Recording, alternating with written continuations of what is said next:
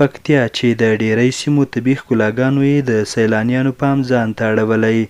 د دې ولایت د اطلاعات او کلتور ریاست مسؤلین وایي چې د کوچني اختر په شپو ورځو کې دغو سیلانیانو د مرکز ګردیز په ګډون ایوب ځاځي او روحاني بابا ولسوالیو تفریحي سیمو څخه لیدنه کړې او لا هم د سیلانیانو راتګ لړۍ دوام لري.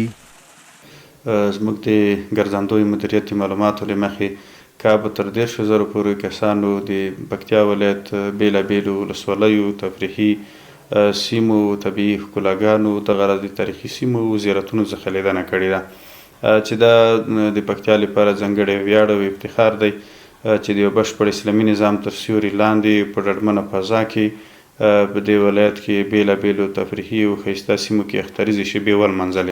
پکتیا یخ اقلیم لري. د پسرلي او اوړي موسمونه یې د خلکو پام ځان ته اړوي چې هر کال سلګونه زره کورنۍ او بهرني سیلانیان دغه ولایت ته د تفریح او سیاحت لپاره راځي.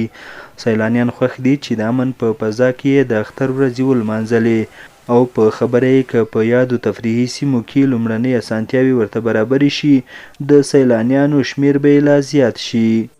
شپې کسه یو څنګه میږي موږ د سفیرۍ لپاره راغلي چې دلته ښه سفیرۍ وکړو. ډېر ښکلی ځای دی د تفریح لپاره. خو خدای دې وکړي چې داسې یو څوک پیدا شي دلته موږ ته پانګونه وکړي، هوټل یې راته جوړې کړي، کوټې راته جوړې کړي، دا لار راته جوړه کړي. دا لار خو تاسې ولیدله کونډ او کفر ده. په داسې د روحاني ساقو د غرنۍ منطقه کې پروت ده، په ډېره لوړه منطقه باندې پروت ده. ځکه دا پخواني بزرګان خلک به داسې ځایو ته تللي هغه به ګوښه وو او خپل ذکر او اذکار به یې کول. د معلوماتو پر بنسټ د تیر کال اخترونو کې د پکتیا ولایت تفریحي سیمو څخه له 100,000 څخه زیاتو سیلانیانو د تفریحي سیمو څخه لیدنه کړې وه.